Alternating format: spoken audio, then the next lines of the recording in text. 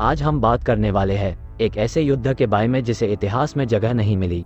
एक ऐसा युद्ध जिसमें भारत की जीत हुई और चाइना की हार, जिसमें केवल 4 दिन में भारत ने चाइना के 300 से ज्यादा सैनिक मार गिराए थे। इसको अगर आप 1962 के युद्ध से कंपेयर करें तो उसमें भारत ने 1 महीने में चाइना के 700 के करीब सैनिक मारे थे, जो कि चाइना क्लेम करती है। हम बात कर रहे हैं 1967 में नाथुला और चोला में हुए युद्ध के बारे में।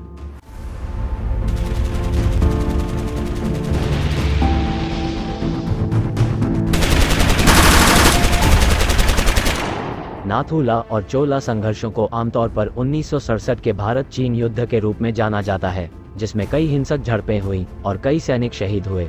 इस छोटे से युद्ध में चीन को भारी नुकसान हुआ और उसे हार का सामना करना पड़ा। इस जीत ने भारतीय नेतृत्व, सरकार और भारतीय सेना को एक मनोवैज्ञानिक बढ़ावा दिया। नाथुला दर्रा एक प्राकृतिक सीमा के रूप में कार्य करने वाले वाटरशेड पर स्थित है। नाथुला दर्रा सिक्किम को चीन के तिब्बत से जोड़ता है। यह दर्रा भारतीय सेना के लिए अत्यंत महत्वपूर्ण है क्योंकि यह भारतीय सेना को गोलाबारी के लिए सामरिक लाभ प्रदान करता है। 1962 के युद्ध में हार के बाद भारत ने सीमा पर अपनी सेना दोगुनी कर दी थी।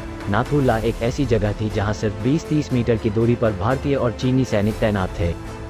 पाकिस्तान की मदद करने के लिए 16 सितंबर 1965 को 1965 के भारत पाकिस्तान युद्ध के दौरान चीन ने भारत को नाथुला और जलेपला दर्रा खाली करने का अल्टीमेटम जारी किया। हेड कमान के ऑर्डर के बाद जलेपला को खाली कर दिया गया, लेकिन नाथुला पर तैनात GOC 17 माउंटेन डिवीजन के मेजर जनरल सगत सिंह ने नाथुला को खाली करने से मना कर दिया। उन्होंने अपने सीनियर की बात नहीं मानी, जिनकी वजह से नाथुला आज भी भारत के पास है।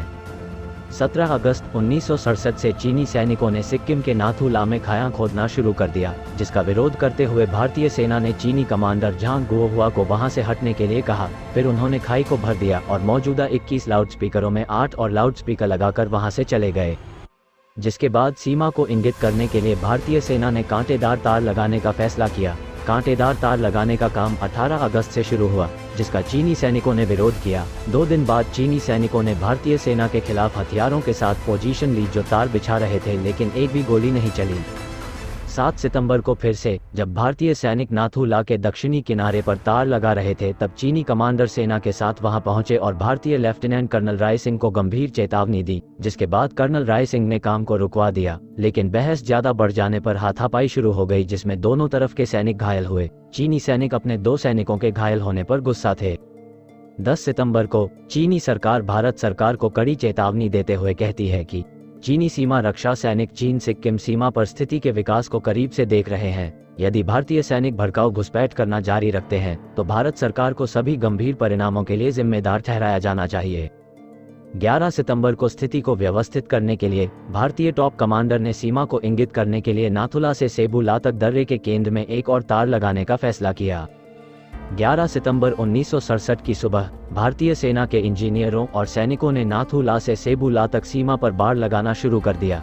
इसके तुरंत बाद एक चीनी राजनीतिक आयुक्त रेन रोंग इन्फेंट्री के एक हिस्से के साथ वहां पहुंचे और रोंग ने भारतीय लेफ्टिनेंट कर्नल राय सिंह यादव से तार बिछाने से रोकने को कहा, लेकिन कर्नल राय ने यह कहते हुए रुकने से इनकार कर दिया कि उन्हें आदेश दिया गया है।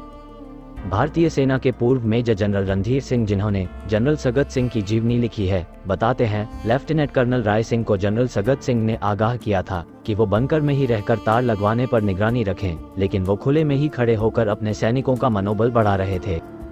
7:45 पर अचानक एक सीटी बजी और चीनियों ने भारतीय सैनिकों पर ऑटोमेटिक फायर शुरू कर दिया।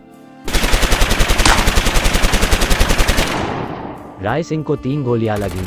उनके मेडिकल अफसर उन्हें खींचकर अपेक्षाकृत सुरक्षित जगह पर ले गए। मिनटों में ही जितने भी भारतीय सैनिक खुले में खड़े थे या काम कर रहे थे, धराशायी कर दिए गए। फायरिंग इतनी जबरदस्त थी कि भारतीयों को अपने घायलों तक को उठाने का मौका नहीं मिला। हताहतों की संख्या इसलिए भी अधिक थी क्योंकि भारत के सभी सैनिक बाहर थे और वहां आड़ लेने के लिए कोई जगह नहीं थी। जब सगत सिंह ने देखा कि चीनी असरदार फायरिंग कर रहे हैं तो उन्होंने तोप से फायरिंग का हुक्म दे दिया। उस समय तोपखाने की फायरिंग का हुक्म देने का अधिकार सिर्फ प्रधानमंत्री के पास था। यहाँ तक कि सेनाध्यक्ष को भी ये फैसला लेने का अधिकार नहीं था। लेकिन जब ऊपर से कोई हुक्म नहीं आया और चीनी दबाव बढ़ने लगा तो जनरल सगत सिंह ने तोपों से फायर खुलवा दिया। इससे चीन को बहुत नुकसान हुआ और उनके 300 से अधिक सैनिक मारे गए। हालांकि शुरुआत में भारत को काफी नुकसान हुआ, लेकिन बाद में भारतीय सेना ने तोपखाने से कई चीनी चौकियों को तबाह कर दिया। भारत की ओर से कड़ी प्रतिक्रिया के बाद चीनी सेना बैकफुट पर चली गई और फाइटर जेट लाने की धमकी दी। 13 सितंबर को सुबह 5:30 पर भारतीय सेना ने चीनी सैनिकों को सिक्किम तिब्बत सीमा पर बिना शर्त संघर्ष विराम की पेशकश करते हुए एक नोट भेजा, लेकिन चीनी सैनिकों ने प्रस्ताव को अस्वीकार कर दिया। 14 सितंबर तक स्थिति काफी हद तक शांतिपूर्ण रही। उसके बाद 15 सितंबर को चीनी सैनिकों ने भारतीय सैनिकों के शवों को हथियार और गोला बारूद के साथ सौंप दिया, कहा कि वे चीन भारत मित्रता को बनाए रखने के हित में काम कर रहे हैं। 1 अक्टूबर 1967 को फिर से भारत और चीन के बीच एक और संघर्ष चोला में हुआ, जो नाथुला से कुछ किलोमीटर उत्तर में सिक्किम तिब्बत सीमा पर एक और दर्रा। इस बार भारतीय सेना ने चीनी सेना को उनकी चौकी से लगभग 3 किलोमीटर पीछे धकेल दिया।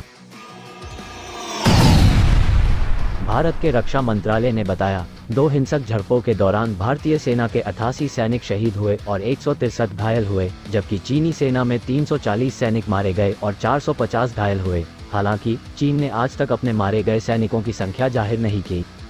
जनरल वीके सिंह याद करते हैं, 1962 की लड़ाई के बाद भारतीय सेना के जवानों में चीन की जो दहशत हो गई थी कि ये लोग तो सुपरमैन हैं और भारतीय इनका मुकाबला नहीं कर सकते, वो हमेशा के लिए जाती रही। भारत के जवान को पता लग गया कि वो भी चीनियों को मार सकता है और उसने मारा भी। एक रक्षा विश्लेषक ने बिल्कुल सही कहा, this was the first time the Chinese had got a bloody nose. आखिर यह युद्ध का क्या कारण था? पहला कारण, भारत चीन सीमा विवाद बहुत पहले से था। मैकमोहन रेखा के अनुसार पहाड़ों की सबसे ऊंची चोटी भारत चीन सीमा है, लेकिन सीमा का सीमांकन नहीं किया गया था। इसलिए 1960 के दशक में चुम्बी घाटी में विवादित भूमि पर नियंत्रण को लेकर भारत और चीन के बीच रेस चल रही थी, क्योंकि जो भी शीर्ष पर होगा उसे युद्ध में अधिक सामरिक लाभ मिलेगा। यही कारण था यहाँ पर झड़पें होती रहती थी, जिससे दोनों देशों के बीच तनाव बढ़ता गया। दूसरा कारण, अगस्त 1967 चीनी सैनिकों ने नाथुला क्षेत्र में घुसपैठ की। सिक्किम के अंदर कुछ चीनी सैनिकों को देखने के बाद भारतीय सैनिकों ने चीनी कमांडर को भारतीय क्षेत्र खाली करने के लिए कहा। कई मौखिक चेतावनियों के बावजूद भी चीनी सैनिकों ने बार बार नाथुला में घुसपैठ की, जिसके बाद भारतीय सेना ने सीमा को चिन्हित करने के लिए तार लगाने का फैसला किया। तीसरा कारण, कई विश्लेषकों का मानना कि सांस्कृतिक क्रांति के कारण चीन में उथल पुथल मची थी, इसलिए चीन ने भारत के खिलाफ आक्रामकता दिखाई। ये देखा गया है कि जब भी चीन में कोई आंतरिक समस्या होती है तो चीन सीमा पर आक्रामकता दिखाना शुरू कर देता है।